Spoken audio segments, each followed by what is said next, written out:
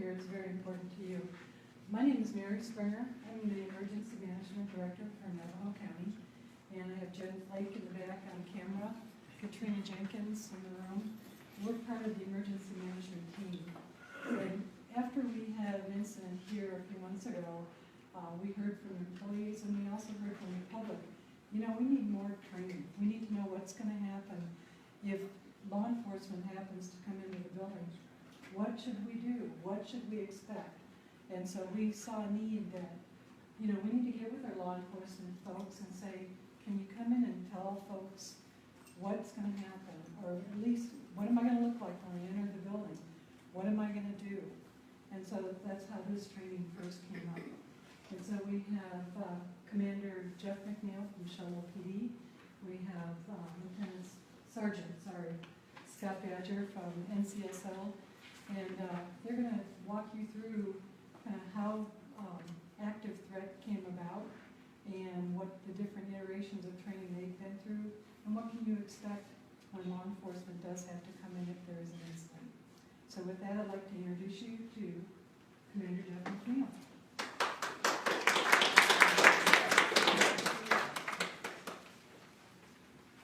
Everybody have a good lunch? Good. Just for my knowledge, does everybody work here? No. Where are you folks? Winslow? Public housing. Public housing? Okay, good. Public Justice Court. Public Justice Court. Anybody else outside of Navajo County? NBC. NBC? Okay, we got a few, like I see. All right, good. So let me just give you a little bit of background about myself. My name is Jeff McNeil. I'm the Operations Commander at Shoalo PD, which basically that means I'm over our patrol division and our investigations. I'm also the team commander for the White Mountain Regional Special Response Team. For those who don't know, I guess everybody probably knows by now we have a SWAT team-like team. We call it the Special Response Team. And originally, a little history on that, it started in 1998 in Shoalo with our chief at the time, Chief John Porter.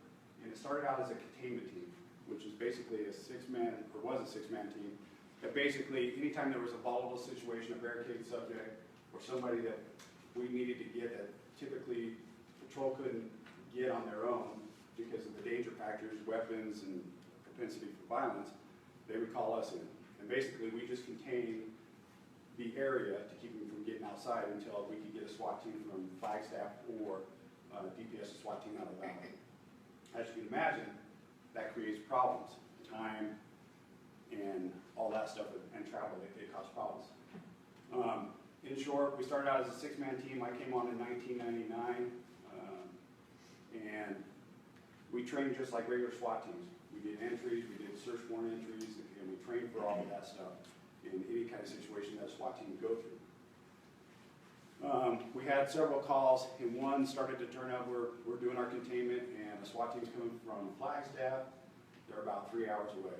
When a SWAT team arrives from out, they just got the information, hey, we need you, here's some brief information, come and help us. They would arrive, and then it would take another hour to 2 hours for them to scout the area, the building, and formulate their plan on how they're going to attack it. In short, we had a situation that was escalating quickly. We couldn't wait any longer. We told the chief, hey, we can do this, and we handled it. Everybody was safe. From that point on, we were allowed to do entries and stuff like that and be bought off on, the city council bought off on. Since that time, our team grew from 6 to 8 members, all within Shoalo PD, to eventually 12.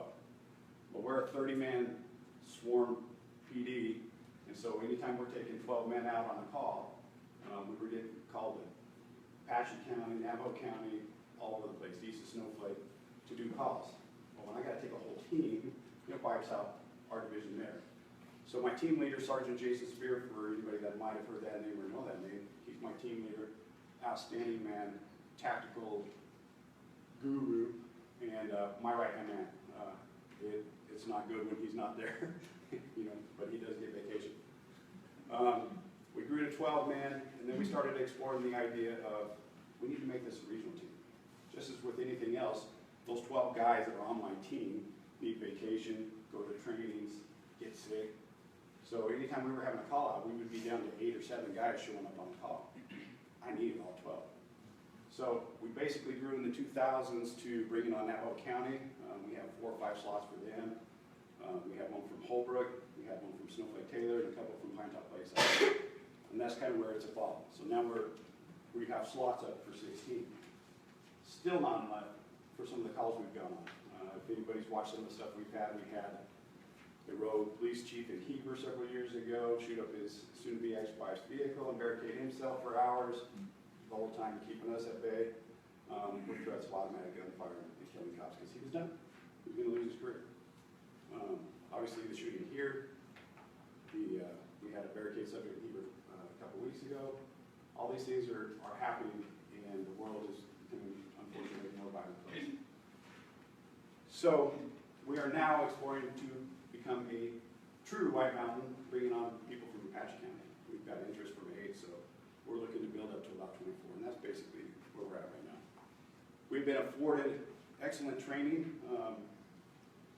We've trained with Utah SWAT, County SWAT, who is highly regarded as one of the top 10 training facilities or groups in the world. They train a lot of special forces from different countries around the world, and they bring that stuff back. We've been trained with the military in Las Vegas, Nevada. We've gone to Colorado and done explosive breaching. We have a lot of tools that we bring to the table. So our team is highly touted for the things we do when people get to see us. What we're going to talk about today is a little bit about how active shooter or threat has come about. Initially, when this started coming out and SWAT team started going, it was called active shooter because primarily that's what you see in the news.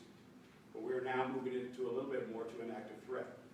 How many have seen things around the world, like in Asian countries or England, where people being subway stations where somebody's just running through and slashing people?